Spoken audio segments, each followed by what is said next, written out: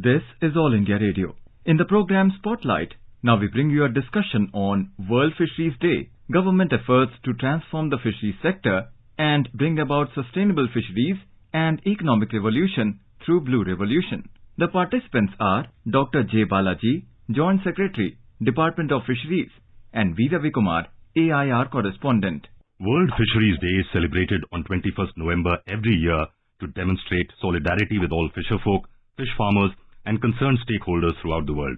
Mr. Balaji, Government of India is in the forefront in transforming the fisheries sector and in bringing about sustainable fisheries and aquaculture and economic revolution through Blue Revolution.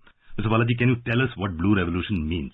Blue Revolution is an important initiative to ensure that the fishers, fish farmers, fishermen and all the stakeholders associated with the fisheries sector do have an equitable share in the contribution to the national economy. At the same time, also the initiatives taken by the government will result in doubling of fish farmers' incomes and usher in economic prosperity to the millions of fisherfolk across the sector who are directly and indirectly involved in the sector. Honorable Prime Minister in 2014 gave a clarion call for the Blue Revolution so as to bring a paradigm shift in the policy perspective. Several focused interventions have been taken place after that. For example, I should say that two key decisions which the government has taken is to create a new ministry of this animal husbandry dairying. We were a part of the animal husbandry and dairying earlier.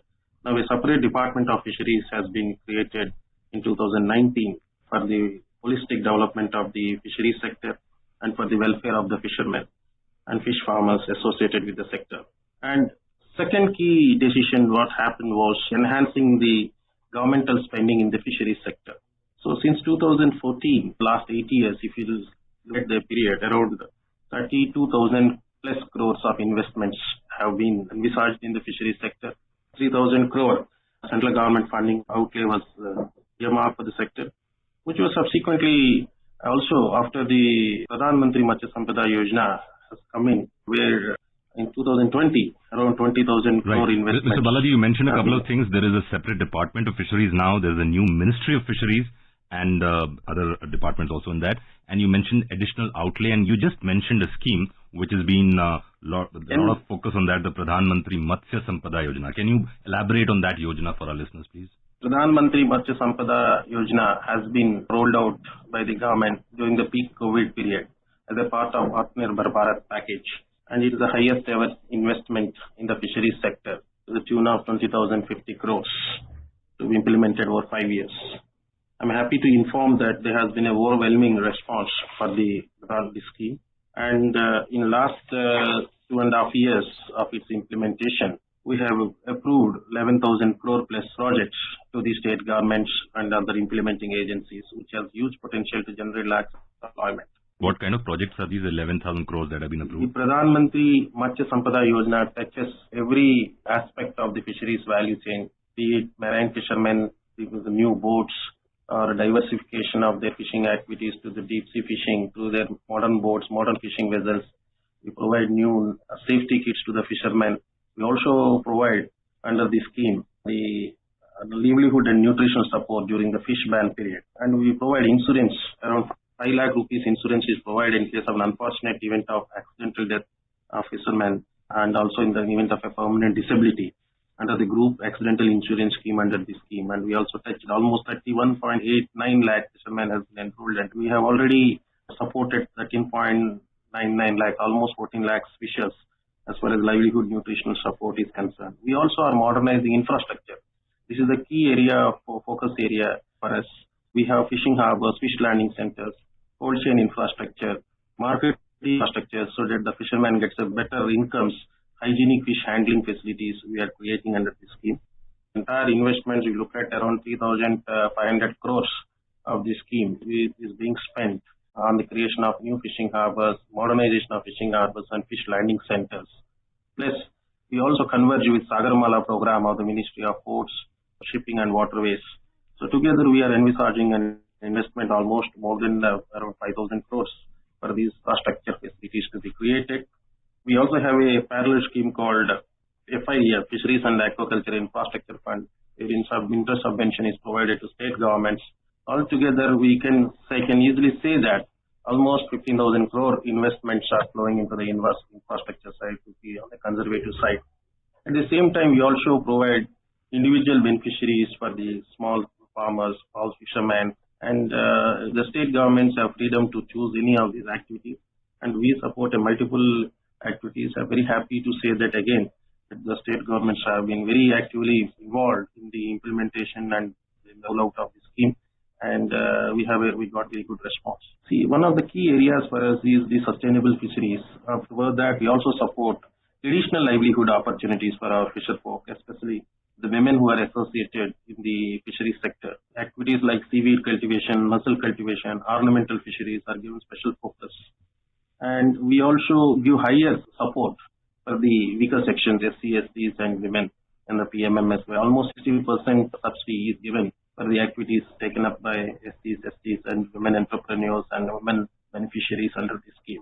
We also have a program where we take up activities to promote large-scale inland fisheries for river ranching and sea ranching. We are also taking up the natural water bodies. We replenish the water body. We want to keep the fish so that they can sustain the requirements of our traditional fisher communities. Especially, we also have embarked on an ambitious program of establishing artificial reefs and sea ranching in the ocean, where we see that great potential for enhancing the fish catch, and it also will promote sustainability in action. We're also looking at more crop per drop is one of the initiatives. We want to convert wasteland to wealthland, especially in the saline water areas through aquaculture activities, which are hitherto not yielding anything.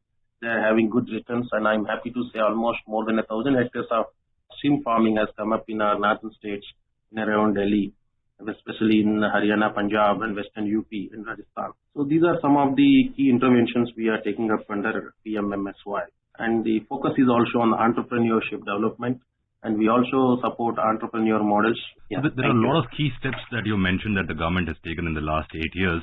And one thing that I would like to double tap on is what you just mentioned is about seaweed cultivation. In that speech in 2014, Prime Minister Modi had referred to the potential of seaweed cultivation in India.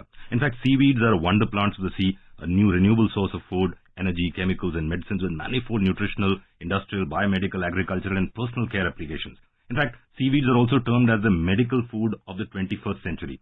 So you mentioned seaweeds cultivation in passing. Can you double tap on that and focus on what are the success that we have achieved in that area and what can we expect in the future? Seaweed is a miracle plant growing in waters, in the oceans. And seaweeds do have a huge potential, can be used for several activities, be it for a supplement, the fertilizer supplement, as a biostimulant, even in the cosmetic industry they can use.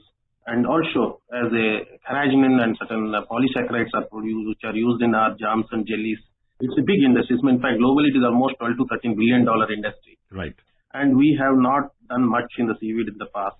Honorable Prime Minister guided us that we should promote seaweed cultivation for the benefit, so that the fisherwomen, especially the coastal women who are there, they can supplement their incomes through the seaweed cultivation.